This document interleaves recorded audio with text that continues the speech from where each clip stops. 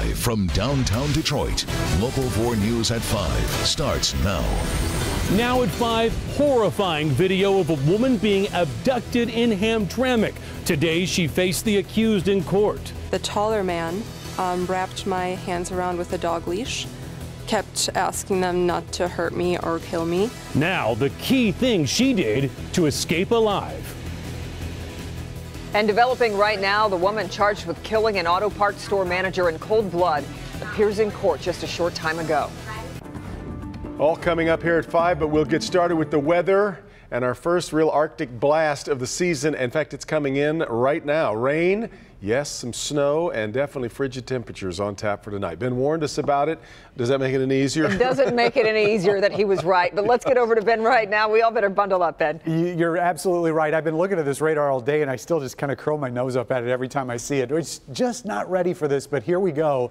Some of the light rain has exited, but I'll tell you, some of these snow showers look pretty put together here across our north zone. This is the northern section of Sanilac County, so Sandusky, Deckerville up towards Minden City. You're seeing a few snow showers, and as these rotate further to the south, the rest of us are going to get in on that act too. So far, across northern parts of Oakland County, you can see a couple little bands trying to set up there. Very small, but could be at least a moderate snow shower there in Genesee County, and just a couple flakes here around Waterford and into Auburn Hills, Lake Angeles area in northern Oakland County. Temperatures, you can see those already starting to change. 40s east side, 30s on the other side of the front, feeling like the 20s, but we're going down to wind chills in the teens and even single digits tonight. Temperatures will be below freezing by 10 o'clock. Could be some snow showers at least until about 8 o'clock. We'll talk more about that, the wind chills, and how long this is going to last. Coming up, guys. Okay, Ben, our other top story tonight, a second accuser says she thought she was going to die when two men attacked and raped her while she was out riding her bicycle. Aaron Stewart and Quentin Flemons are charged in now 3 rape cases in 3 cities, Detroit, Hamtramck, and Highland Park. We bring in Sean Lay. Sean, we heard the first victim's account yesterday. Today we got a similar and equally terrifying account from the second victim. Terrifying is the word courage also, Devin. This young woman having so much courage to share these awful details. Look, she was here in Hamtramck simply visiting her mother. She was taking a bike ride then over to Eastern Market. She had no idea. There were 2 men out there looking for women riding bikes. I thought I was going to die. She is 27 and on the witness stand facing the men accused of attacking her, and bravely described the horror of what a security camera can show you here. Being abducted by 2 men in broad daylight and forced into a vehicle. I start pleading for my life, and I'm continuously asking not to be hurt, raped, or killed. It happened October 8th. 22-year-old Aaron Stewart and 19-year-old Quentin Flemons are accused of abducting her, placing a rag in her mouth, and leading her to the basement of an abandoned house in Highland Park, where they allegedly told her they were going to rape her.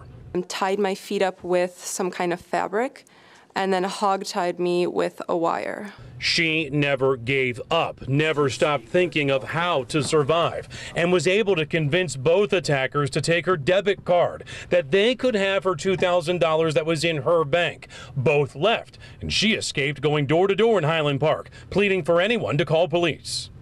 And then I continuously asked people for help in the neighborhood, and no one would provide me with anything. She says no one would help. She got herself to a gas station and called police herself. Look, up next on the witness stand was a detective who says he had video from several locations of one of these suspects using that victim's bank card to withdraw money. The judge bound over both suspects second time in 2 days, Devin, on these multiple charges. Kimberly was just saying what I was thinking. The composure we've heard out of these 2 women 2 days in a row is just amazing. There are some things, though, that she did, Sean, that might have helped save her or helped her survive this attack. And I think it was her composure during this horrible ordeal. She says she was shaking, but still knew to talk to the younger one. She thought he might have a bit of a conscience. Wasn't as brutal as the older suspect here. Also prayed out loud, hoping someone would hear her, one of these guys, and let her go. The other thing she did, Devin, was kept talking about her bank card. She said, take it. I've got money. Go get the money. Both guys left. That gave her the opportunity to escape. Crushing to hear her talk about nobody willing to help, though. That's a different kind of indictment that deserves some exploration, too. Kim? After a manhunt that lasted more than a week, tonight we're getting our first look at the woman who police say killed an auto parts store manager during a robbery on Detroit's west side. Shante Anderson made her first court appearance late this afternoon. Our Jamont Terry breaks down the charges. After days on the run, the woman arrested for killing the manager of the O'Reilly Auto Store stepped before a judge to answer to that murder charge. What's your name, ma'am? Now in the confines of the Wayne County Jail, instead of running the streets of Detroit, Shante Anderson appeared by video for her arraignment. She's facing 6 different charges, including murder for the deadly shooting of James Holler. Prosecutors say this is Anderson running out of the auto store on Schaefer and McNichols after she shot Holler in the middle of a robbery. In her arraignment, Anderson said one word 3 times. Did you hear the 6 charges against you and the penalties that you could receive? Yes. Police are looking for Ebony Ross, who they say robbed the store with Anderson. Now that Anderson is caught, she won't be getting out anytime soon. Due to the violent nature of the charges, facts presented to this court, bond will not be granted at this time. Rather, you will be remanded into the custody of the Wayne County Jail. Now, the man who helped Anderson while she was on the run was also arraigned. His bond was set at $500,000 cash. Reporting in downtown, I'm Jamont Terry, Local 4. Okay, Jamont, one of the 2 Rizzo family members involved in the Macomb County corruption case has admitted to conspiracy. Yeah, the feds say Chuck B. Rizzo was a key figure in this large sweeping case involving bribery and kickbacks in Macomb County. As Nick Monticelli reports, how long he spends in prison is largely up to him. No comment. Chuck B. Rizzo walked into this Port Huron federal courthouse today ready to plead guilty to serious federal charges: conspiracy to commit bribery and wire fraud. Cameras are not allowed inside the court, but the entire hearing lasted about an hour. A federal prosecutor laid out all the accusations, and Rizzo admitted to all of them. So the judge found him guilty of bribing a Macomb Township trustee and a Clinton Township trustee for favorable garbage hauling contracts for Rizzo Environmental Services. Clinton Township trustee Dean Reynolds got approximately $50,000, and Macomb Township trustee Clifford Fridas got approximately $35,000. Rizzo had to forfeit $4 million and is also facing a maximum sentence of 10 years in prison. But federal prosecutors plan to ask for around 6 years if he cooperates and provides information for their ongoing corruption investigation. Do you intend to cooperate to lower your sentence? On the way out, Rizzo remained silent, but what's interesting is his plea deal also hinges on his father's deal and cooperation. If that deal falls apart, so does his. The federal prosecutors also noted, though, that if Rizzo really helps them with their corruption case, they might even ask for less than 6 years. The judge also pointed out that this sentence, once he determines it, is permanent and cannot be appealed. In Port Huron, Nick Monticelli, Local 4. Now, the sentencing hearing for the federal judge to determine how long Rizzo will spend in prison, not for some time yet, set for March of next year. The man charged with the fatal shooting of Officer Colin Rose has been found not competent to stand trial. Raymond Durham is also charged with the non-fatal shootings of 2 Detroit police officers. After appearing in front of a judge for a competency hearing, the Forensic Center found Durham to be not mentally capable of facing trial. The Wayne County Prosecutor's Office has asked that Durham be evaluated by an independent expert. His next competency review is scheduled for February 9th. If you're waiting on someone who takes the Rouge Bridge to get home, the commute may be a bit smoother. Yeah, that's because the project has hit a huge milestone. Tonight, traffic has been switched over to the brand new bridge. Kim DeGiulio has a look for us. The I-75 Rouge Detroit Downriver project is well underway, but now when you're driving on northbound I-75, it's going to feel brand new. Well, that's because it is. The southbound lanes of the Rouge River Bridge are finished, which means this project is halfway done. However, the southbound lanes won't be opening for southbound traffic anytime soon. Northbound traffic will be moved over to the other side, the newly completed portion of the bridge. The traffic shift takes place north of Outer Drive and shifts back to its regular alignment north of Springwells. Southbound commuters will have to continue on their regular alternate routes. 4th Street, which is I go about 10 miles an hour, 20 miles an hour the whole way home. or 94, which is another headache. The good news is that the project is ahead of schedule, so you'll be able to ditch that alternate route sooner than you were thinking. We were scheduled to take up all next year, maybe to late fall. We should be early fall, I would say. The reason they decided to keep northbound traffic flowing for the entire project and keep southbound traffic closed is simple. We have a lot of traffic moving up into the Ambassador Bridge and onto Canada, so as far as commerce goes, it makes sense to keep the northbound traffic flowing. Reporting along the I-75 Rouge-Detroit Downriver project, I'm Kim DeGiulio, Local 4. All right, Kim, coming up, a beloved neighbor gunned down. New tonight, a chase and shots fired through this Detroit apartment complex has people who live there in shock. There have been a rash of suspicious fires here in this northeast Detroit neighborhood. Don't make no sense to burn up a neighborhood like that. But the suspect is connected to a lot more than just one. We'll tell you how many next. And coming up, the Texas church tragedy just too much to bear. The difficult decision church officials have now made. We'll have it next. It's time. New at 6. The GoFundMe conundrum. A young woman who was raped and impregnated at the age of 12, at age 21, was told by a judge that the rapist's father would have to share custody of her child, now says she's lost her benefits because of the kindness of strangers. She talks to us about this dilemma coming up at 6.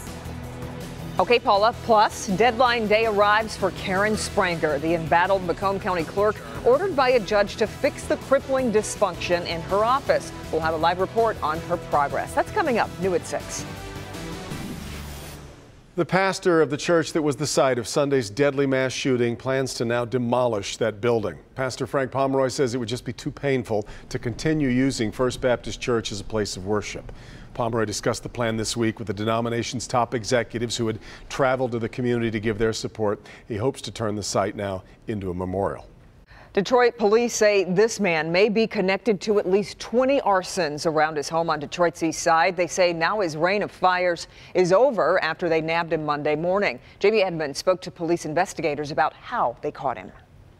In this northeast Detroit neighborhood, sites like this one are not unusual, but police believe they've caught the man who started at least 24 fires here. There have been a rash of suspicious fires on Detroit's east side in the past 2 months. Look at what police call a heat map west of Gratiot between 7 and 8 Mile roads. The arson task force didn't have many leads until they asked for the community's help. But not only did we get tips, we also had a community went door to door with information trying to help us identify this predatory suspect. Tips from residents led police to this man, 40-year-old Marzane Porter. Monday morning, police allegedly caught him red-handed just blocks from his own house. Look at the map again. The suspect's residence is right in the middle. But at least we got this dangerous offender off the streets. He lived right in the center of our arson pattern. Porter was charged with 3 counts of second-degree arson, which carry with it a maximum of 20 years. Police are doing a good job of catching criminals nowadays. They're doing a real good job, especially with the effort of the residents, you know, pitching in and opening their eyes. So Porter is charged with 3 counts, but police believe he's connected to at least 25 fires, and that number could increase as their investigation continues. In northeast Detroit, Jamie Edmonds, Local 4. All right, Jamie. Winter is coming. You could almost build a whole TV series around that line. Imagine that. And in some spots around the state, no. Look, it's arrived. This is from Sault Ste. Marie. 4 inches of snow on the ground, and we're told still falling. Not stopping the kids from getting in on the fun, though. This is Rhonda Walker's 8-year-old nephew. Oh, my goodness. There it is. Time in the snow already. Are you ready for that? Oh, Gil, no. What do you think? We don't have a choice. This is Michigan, and this is what happens. So onward and upward. That's right. There we go. That's what we're going to do. We're probably not going to be able to play in it, but we're going to see some snow out there tonight. Here's where we are. This will just tell you what's coming. We've been discussing the difference between bitter cold and bitterly cold. The adjective versus the modifier. But yeah, let's move on with saying it's going to be cold. Both of them apply, I think, in this case. We are looking at the snow showers that are north of 69 right now on 4 Live radar. And you can tell from the darkness of the blue here, this isn't just a couple flurries, especially here in Sand Lake County. These are some pretty decent snow showers south of Sandusky as you head down towards Peck and Croswell and out towards the lakeshore. And these are gradually going to be moving to the south. Now, when we take a broader picture, you can see what's going on up north towards the Sioux where some of those pictures were taken. This little batch of snow is going to rotate down. Then we've got more lake effect bands that are trying to set up back here to the north. So once we get this push through here in the next, let's say, 3 hours or so, then we'll start seeing those lake effect bands try to make their way down here, but probably not having much luck. So if we see the snow, it's going to be probably within the next 3 hours. We're not looking for any significant accumulation, but you can tell from some of these snow showers here north of 69, they're going to be noticeable to say the least. We're really escaping the worst of it. You can see these winter storm warnings in pink. They're expecting 4 to 8 inches in those spots enhanced by the lake, I should say. And then we've got the cold to discuss, still in the 40s. In fact, some spots actually did push 50 for highs today. But that cold front has already started to make an effect, and you can see the 30s for a good chunk of the area, especially the west zone. 35 in Howell, 37 in Brighton, and you can see 34 in Oxford and Lapeer for current temperatures right now. Wind chills already in the 20s, and by the time we get towards tomorrow morning, those wind chills are going to be down into the single digits to start out Friday morning. Here's a look at the forecast map, and you can see the snow is going to start to fall apart. They'll still see lake effect stuff up to the north, just not going to have much luck getting here. Tomorrow, a couple of these bands are going to set up just off to the east of us over Port Huron, and as the winds shift around, there's a slight chance that some of those could reach the Lake Huron shoreline, but again, most of us are going to stay dry. And then as we get into the weekend, a little bit of a mix on Sunday or Saturday night going into Sunday morning, becoming all rain as we head during the day on Sunday. So we're going to take a look now at the well, we just took a look at the roads, and at least apparently the cars are moving okay. Here to look at the low temperatures tonight. We'll start out in the metro zone. This is the mercury, 22 in the city, teens here in some of the northern suburbs. South zone temperatures will be generally in the teens, upper teens for lows tonight,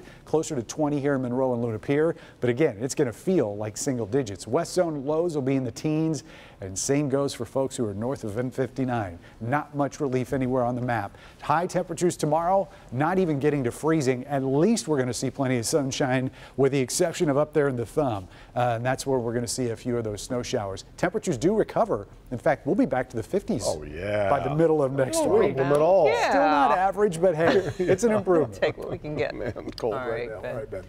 Okay, so what's the best time to work out, in the morning or the evening?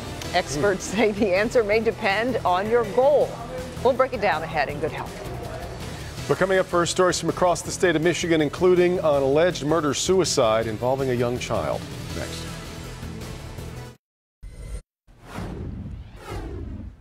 Across Michigan tonight, we've got stories from Traverse City and Lansing. But we want to start up in Kalamazoo, where a tragedy there is playing out. That's where a shooting leaves 2 people dead and a child critically injured after being shot in the head.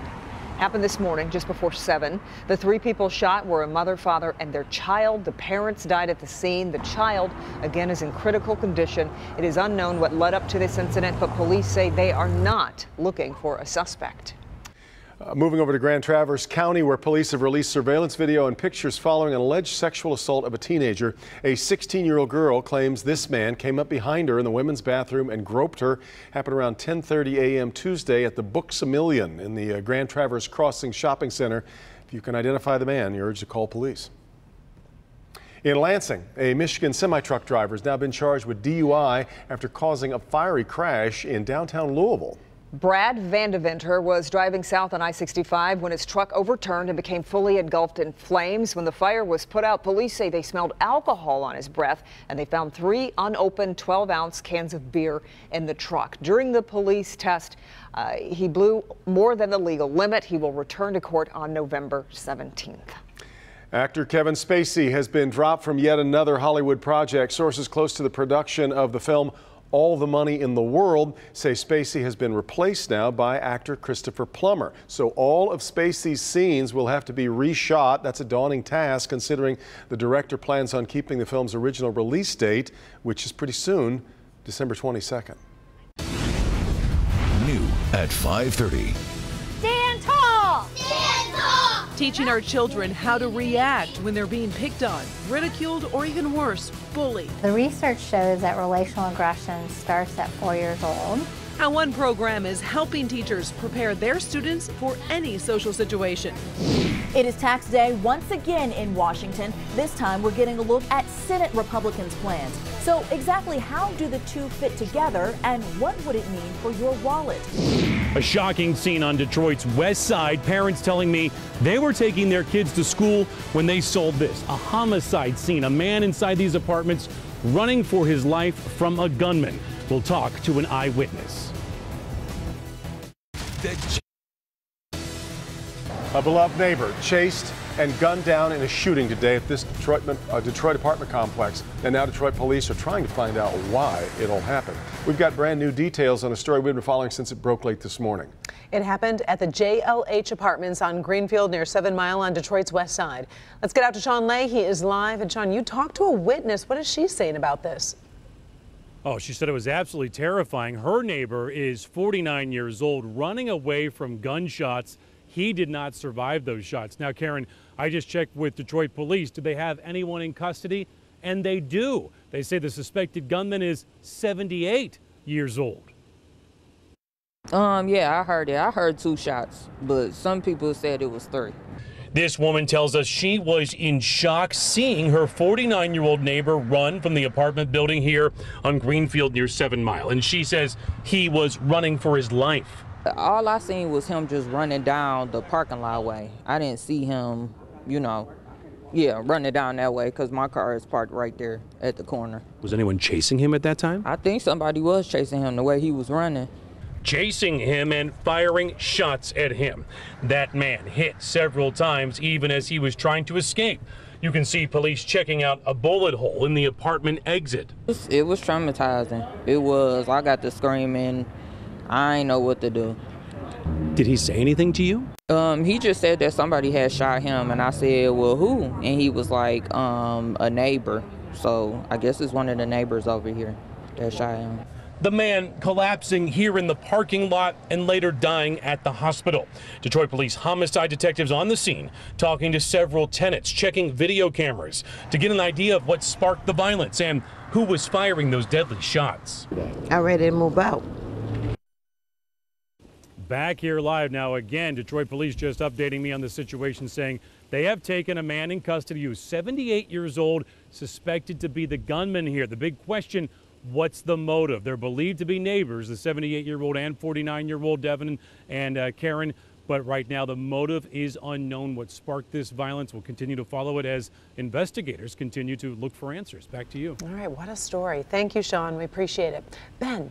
Karen, 4 Live radar continuing to track snow showers just north of I-69, and you can see these are moving south. So even though most of us are dry right now, not everybody is going to be as our commute continues. Some of these snow showers a little bit more intense in the southern end of Sanilac County, and there's a couple areas where we're probably seeing a few flurries south of there, but the big action remains north of 69. Wind chills are in the 20s in spots and 30s on the east side, even though the temperatures are still holding into the 40s, at least further off to the east. Coming up, we'll see how long the chill sticks around and what the weekend looks like. Devin? All right, Ben. In Washington, Tax Day Part 2. Lawmakers in a key House committee just approved a bill voting along party lines that could go to the House floor as soon as next week. But we're also now getting our first look at the plan from the Senate. Blaine Alexander breaks it down for us. Blaine? Well, Devin, right now what we have are 2 separate plans moving forward on parallel tracks. Now, eventually those 2 plans will have to become one. So there are still a great deal of negotiations yet to take place before this makes it to the president's desk.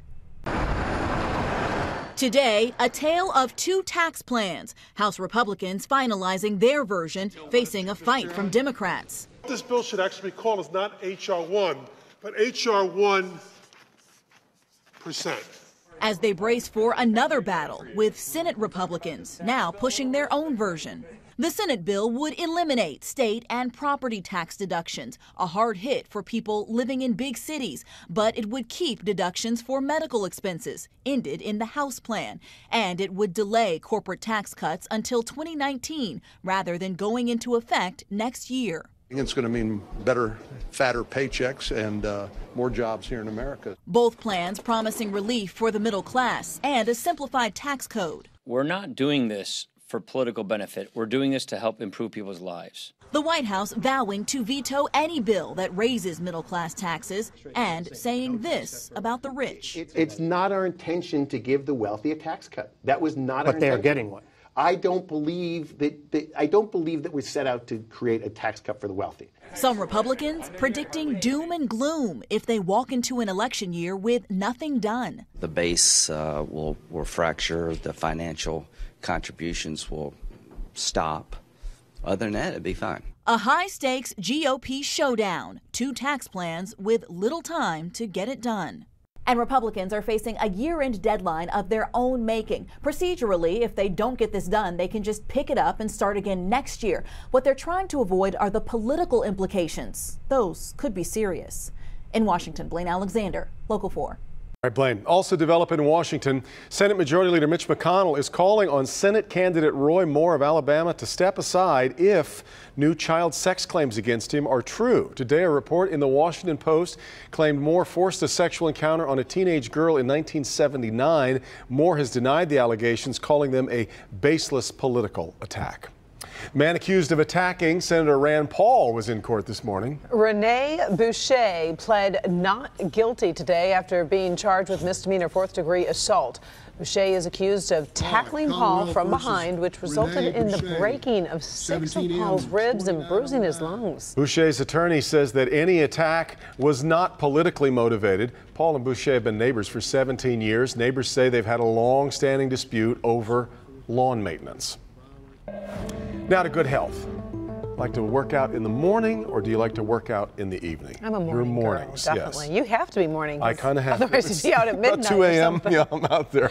Studies find certain times of day actually offer different benefits. So we are bringing in Kimberly Gill here to break down the best time to break a sweat. Yeah, just really any time, guys. You can get helps, in there. right? Like, Yep, seriously, do it. experts are quick to point out the best time to work out is whenever you'll actually do it. But beyond that, there are certain times of the day that may give you a little boost.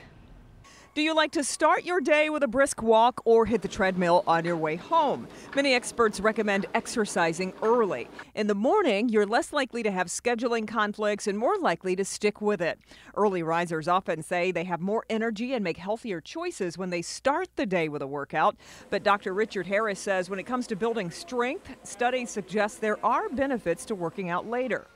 They looked at people who worked out in the morning versus people who worked out in the afternoon. The people doing the same workout, same calories, about the same body type and body mass. People who did work out in the afternoon developed a little bit more muscle mass, and they had further strength gains than people who worked out in the morning.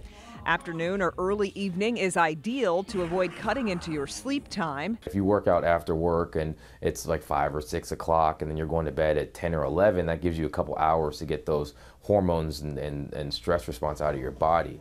Now, if you're working out within an hour of going to bed, that's probably going to be hard to fall asleep at that point in time. Stress relief is another big reason to exercise later in the day. Experts say those feel-good hormones can help wash away the woes of your day. Yeah, so again, I want to stress the best time to work out is always when you can consistently do it. Experts also point out if you're training for a particular event, such as like a 5K with an early start time, it may be beneficial to match your training to that time. So, makes sense. yeah, it makes perfect. You're a runner, I know. Your body's So, used to it. Exactly. Yeah, whenever you can get in there. You and I are stuck with mornings, though. Or we got no choice. just said, don't do it an hour before you go to bed. Or if you're going to do it at late at night, use the protective gear I talked to you about. That's exactly right. There you Good go. story. All right, thanks. Well, the Transportation Security Administration failed most tests and undercover operations at U.S. airports. The Department of Homeland Security tested multiple airport security checkpoints, and inspectors say screeners, equipment, and procedures failed more than half of the time. The findings remain classified, but 8 recommendations have been made to TSA to improve checkpoint security. A local man is putting a spin on ancient lessons, hoping to inspire young adults. In this week's Heart of Detroit, Mitch Albom introduces us to Dan Horowitz and The Well. Seems like everywhere I go, the more I see, the less I know. Dan Horowitz may not be your typical rabbi, but he is inspiring young adults all over Metro Detroit. We're living in an era in which most millennials are not interested in being affiliated with formal institutions. I don't care if you're a believer or not. I wouldn't call myself a believer in the traditional sense. I'm really interested in building community and seeing if we can learn from this wisdom tradition that we've inherited. So Dan formed The Well, a Jewish community building outreach program focused on the needs of young adults. We use education and spirituality as lenses, and I think a piece of what we're doing is trying to figure out what sticks, what's meaningful, what excites people. Everything Dan learns, he pours into The Well's many community-focused programs, all with one goal in mind: being inclusive, inspiring, and relevant. Why you call it The Well? If you look at everything cool that ever happened in the Bible, it happened at the well. I like the notion that it's rooted, but it has something that you take away with you. Is this almost like, modernizing for survival?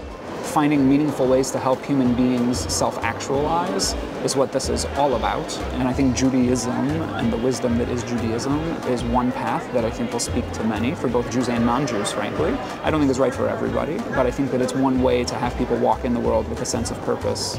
And do people meet you and say, you do not look like a rabbi? I get that all the time. My response is generally, well, how should a rabbi look? Right? That's rabbi literally means teacher. How should your teacher look? Infusing ancient traditions with modern thinking, Dan Horowitz is guiding young adults to The Well, right here in the heart of Detroit. Cool. I do. I like that. I got to go back and visit that. Everything cool, everything good happened in the Bible happened at the well. I know. I got to go back and look at that. That's pretty interesting. Much more ahead here, Tim. You know, Thanksgiving is just around the corner when the Parade Company is dishing out roast turkey dinners. This is Tim Pampling. We go behind the scenes with some elementary school children at the Parade Company. Find out what they're thankful for. All right, Tim, also ahead, how 3 U.S. college basketball players have sparked an international incident, what they're accused of doing in China that now has the State Department involved. But first, a brave new approach to battling bullying. Well, the research shows that relational aggression starts at 4 years old. The new program teaching a whole lot more than just the warning signs. Next. New at 6. Have you brushed up on your hockey lingo? Let's see, forecheck, cover up, pinch. We'll take you inside the classroom where a team is literally starting from the ground level, and they couldn't be more excited. All right, Jamie, also, how long does a normal doctor's appointment last? You might be surprised at how much FaceTime doctors get with the patients here compared with some other countries. Name-calling, meanness, bullying. Unfortunately, it is a fact of life that our children will experience or perhaps witness unfriendly behavior as they grow up. Well, one group is helping schools and parents teach children how to handle these social situations. Repeat after me. Stand tall. Stand tall. Chin up. Chin up. Direct eye contact. Direct eye contact. SpongeBob square shoulders. These first graders are learning to be confident and stand up for themselves.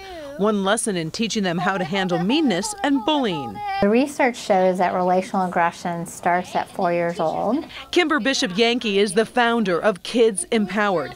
She's working with teachers at Roosevelt Elementary in Keego Harbor to give students strategies to handle sticky social situations. It's important to start as early as possible because we're training the brain that when you say something unfriendly to me, I can say something assertive like, I like being your friend, but friends don't say that to each other.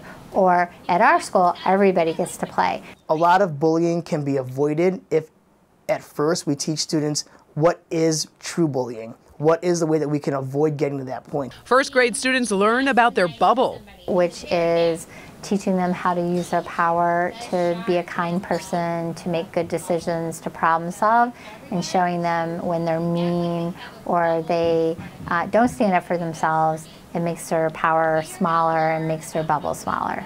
I love movies like this because they tell us how good versus evil is always happening. The programs use what children like to connect with them, like the movie Star Wars, to teach kids to use the force within to solve problems, work through conflict, and stand up for themselves and others. If we can train them when they're younger, then again, when they get to middle school and they're going through puberty and adolescence, they're going to feel like they have some tools to help them in these sticky situations. And it's not just kids who need the tools to handle these situations. Parents should work with their teachers in schools as well. No school can say they're successful if there's not a true partnership happening between parents and teachers. It's only when there's a common language and common expectations that are happening clearly and seamlessly between school and home that everyone's successful. If parents can get strategies, the words, how the voice should sound, the body language, then when their kid comes home from school and says, this is what happened to me, then a parent can help strategize, okay, how do we want to handle this? Kids Empowered is holding a Surviving the Social Jungle Conference Saturday, December 2nd in Birmingham. There will be programs for students from grades 3 through middle school, for parents and educators, including coaches and scout leaders. For more information on attending, head to the community page of clickondetroit.com. Well, 3 UCLA basketball players have been released on bail after being arrested for shoplifting. Freshman LiAngelo Ball, Jalen Hill, and Cody Riley, all accused of stealing merchandise from a Louis Vuitton store next to the team's hotel in China. This incident allegedly happened prior to their Friday game against Georgia Tech. Yes, playing Georgia Tech in China. UCLA Athletics says the university is cooperating fully with local authorities. LiAngelo's now famous father, LeVar Ball, has so far had no real comment on his son's arrest. But